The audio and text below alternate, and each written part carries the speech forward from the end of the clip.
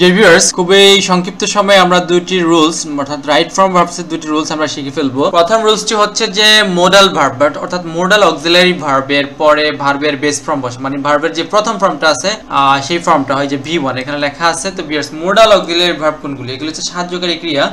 এগুলো প্রিন্সিপাল ভার্বের পূর্বে বসে কি প্রিন্সিপাল ভার্বকে কি করে? প্রধান ক্রিয়াকে সাহায্য করে। যেমন can, could, may, might, must, shall, should, will, would. তারপরে আছে এখানে need, dare, has to, have to, ought to. এই যে কয়েকটা ভার্ব আছে মোডাল, এগুলোর পরে ভার্বের প্রেজেন্ট ফর্ম বসে। তো আমরা এটা দেখি না যে you must do the duty. তো ডু কিন্তু এখানে ভার্বের কি?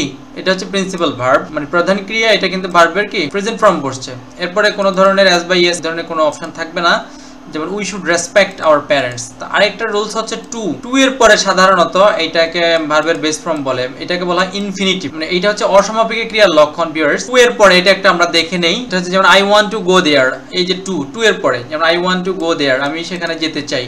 তো এখানে সাধারণত এই টু দ্বারা উদ্দেশ্য বোঝানো হয় এবং ভবিষ্যতের কোনো কাজ বোঝানো হয়। He decided to help the poor, সে সিদ্ধান্ত নিল যে কি একটা উদ্দেশ্য আছে, ভবিষ্যতে একটা উদ্দেশ্য আছে যে সে গরিবদেরকে সাহায্য করবে। তো এই যে টুর পরে কি ভার্বের প্রেজেন্ট ফর্মটা বসে গেল। তো এখানে আবার কিছু ব্যতিক্রম অপশন আছে যে ভিউয়ার্স এই ধরনের কিছু ফ্রেজ ওয়ার্ড আছে, প্লাস হচ্ছে যেগুলো এই যে আমরা দেখতে পাচ্ছি এবং কিছু ভার্ব আছে। এই ভার্বগুলোর পরে কিন্তু টু ছাড়াই আমাদের বেয়ার ইনফিনিটিভ মানে ভার্বের প্রেজেন্ট ফর্ম বসে, যেমন you had better study hard. এগুলো কিন্তু মোডাল অক্সিলারি ভার্ব না।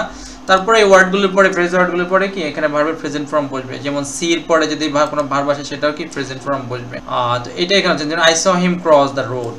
তো ভিউয়ার্স বলে রাখি এই স এর পরে কিন্তু অনেক সময় অনেক ক্ষেত্রে দেখা যাচ্ছে যে প্রয়োজন অনুযায়ী ভার্বের সাথে আইন যুক্ত হতে পারে। তারপর হচ্ছে লেটের পরে যে লেট হিম গো, তাকে যেতে দাও, তাকে যেতে দাও। ভিউয়ার্স এই ধরনের চমৎকার টিপসগুলো পেতে এবং গ্রামারের অন্যান্য রুলসগুলো জানতে, তাছাড়া বোর্ড পরীক্ষায় আর প্রশ্নগুলো সলিউশন দেখতে ভিউয়ার্স সঙ্গেই থাকুন এবং অবশ্যই ভালো লাগলে অবশ্যই সাবস্ক্রাইব এবং শেয়ার করবেন।